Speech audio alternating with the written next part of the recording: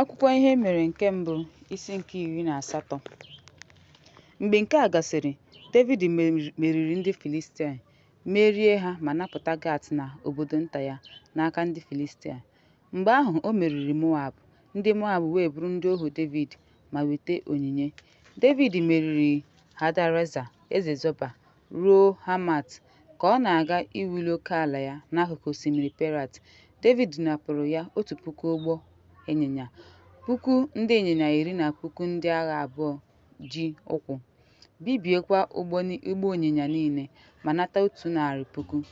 Ndị Siria nke Damaskọs wee bịa nyere Hadareza aka. David gburu eze Zoba abụọ, ma David na 1,000 ndị Siria 20. David tinyere ndị agha na Siria nke Damaskọs. Ndị Siria wee bụrụ ndị ohu David ma nata onyinye. Jehova chebekwara David ebe ọbụla ọ gara. David nara ọta ọlaedo nke ndị ohu Hadareza, ha wee buru ha bịa Jerusalem, Tibhat na Sitechọn, obodo Hadareza.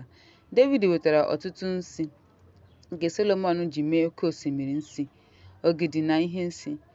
Tou eze Hamat wee nụ na David emeriela ndị agha Hadareza eze Zoba dum. O wee ziga Hadaram nwa ya nwoke ka ọ bịakwute eze David ka o kelee ya ma mee ka ya na ndị dịghachi na mma, n'ihi na o busoro Hadareza agha ma merie ya, n'ihi na Tou lụsoro Hadareza agha. Onye wetara arịa ọlaedo, silk na ọla. Eze David wee doo ha nsọ nye Jehova, tinyere ọlaọcha na ọla nchara o wetara site na mba niile, site na Edọm, site na Moab, site n'aka ụmụ Emọn, site n'aka ndị Filistia, na site n'aka Amalek.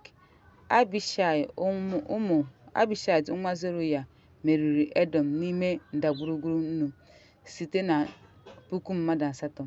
O tinyekwara ndị agha na Edọm. Ndị Edọm niile wee bụrụ ndị ohu David. Jehova chebekwara David ebe ọbụla ọ gara.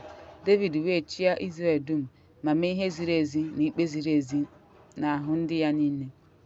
Joab nwa Zeruaya bụ onyeisi ndị agha. Josafat nwa Ahilud bụkwa onye na-edekọ ihe. Zadọk nwa Ahitub, Abimelek nwa Abiata na ndị nchụaja. Shosha bụ ode akwụkwọ.